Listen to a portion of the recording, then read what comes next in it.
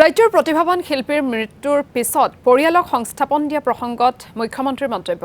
শিল্পীৰ মৃত্যু হলে পৰিয়ালক কেনেকৈ সংস্থাপন দিয়া হ'ব সেই বিষয়ে এতিয়ালৈকে চৰকাৰে কোনো স্পষ্ট নীতি প্ৰস্তুত কৰা নাই।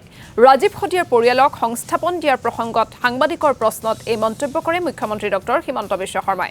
পৰৱৰ্তী সময়ত এই ক্ষেত্ৰত চৰকাৰৰ দৃষ্টিভংগী কি হ'ব সেই বিষয়ে আলোচনা কৰি এটা সিদ্ধান্ত গ্ৰহণ কৰিব বুলি মন্তব্য কৰে মুখ্যমন্ত্ৰীগৰাকীয়ে। শিল্পীৰ মৃত্যু হলে তেওঁৰ পৰিয়ালক আমি কেনেকৈ সংস্থাপন দিম সেই বিষয়ে চৰকাৰে আজিলৈকে কোনো নীতি প্ৰস্তুত কৰা নাই।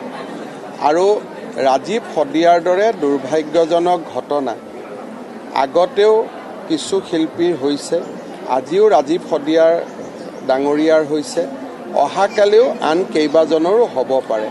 গতিকে এই সম্পৰ্কত চৰকাৰৰ দৃষ্টিভংগী কেনেকুৱা হ'ব তাৰ বিষয়ে আমি আলোচনা কৰিম আৰু সময়ত আমি সকলোৰে লগত আলোচনা কৰি এই বিষয়ে সিদ্ধান্ত ল'ম।